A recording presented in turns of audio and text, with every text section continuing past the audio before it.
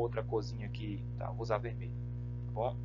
Eu tenho duas faces, tá? Essas duas faces que são essas aqui, ó, a face, vou marcar de uma outra cor, a face frontal e a face lá atrás.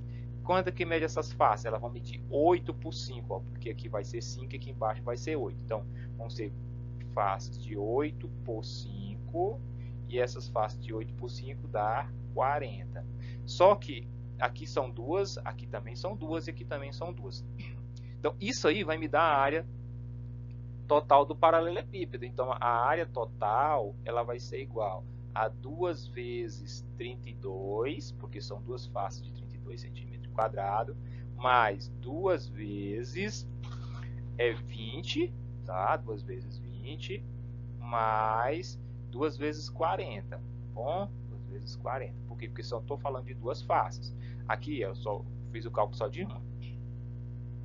Então, minha área total ela vai ser igual a 64, porque 2 vezes 32 dá 64, mais 40, tá? Porque 2 vezes 20 é 40, mais 80, porque 2 vezes 40 é 80. Quando a gente soma aqui, a gente vai ter a área total. Então, 60 mais 40 dá 100, 104, 104 mais 80 dá 184 centímetros quadrados, tá? Então, a gente resolve aí a questão 4 e a questão 5. Vamos então falar de volume do paralelepípedo, tá? Vamos falar de volume do paralelepípedo, certo? Retângulo e cúbico, tá? Pessoal, quando eu falo de volume, eu estou falando de empilhamento de coisinhas iguais, tá? Eu coloquei aqui blocozinhos amarelos de mesmo tamanho. Aqui embaixo eu tenho quantos bloquinhos? Eu tenho 5 bloquinhos. Na altura são quantas fileiras? 1, 2, 3. 3 fileiras. Então eu tenho 5 bloquinhos em 3 fileiras. E aqui na profundidade eu tenho 2. Então se eu quisesse o volume desse trem aqui, é só saber quantos bloquinhos cabe aí. Então são quantas fileiras? Tá? São 2, né? São 3. Ó, aqui, ó. Vamos pegar.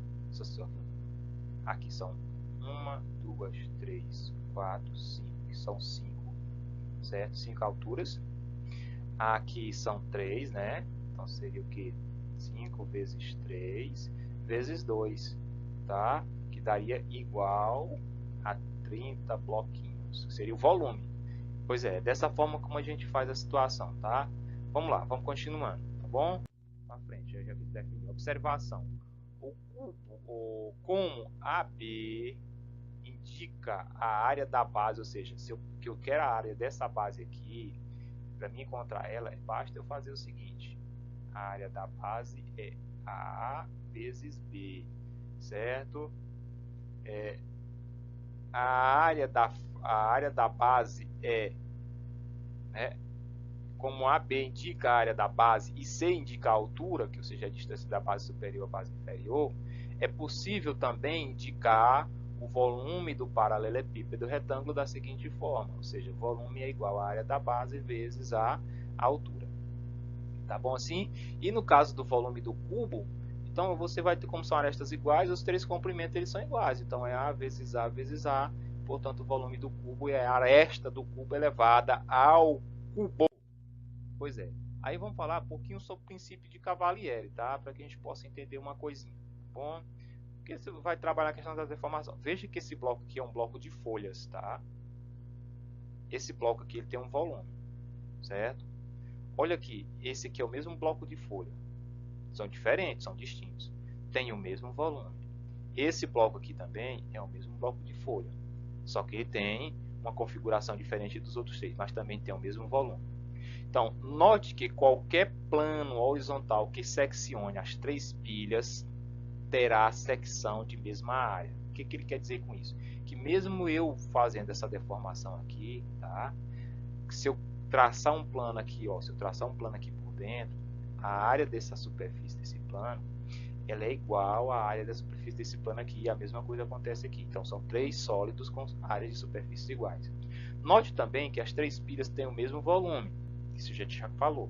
Então, o princípio de Cavalieri, que iremos...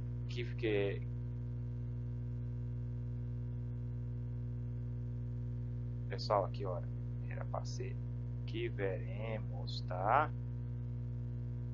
que veremos em seguida, né? Essa situação serve para ilustrar o princípio de Cavalieri que veremos em seguida.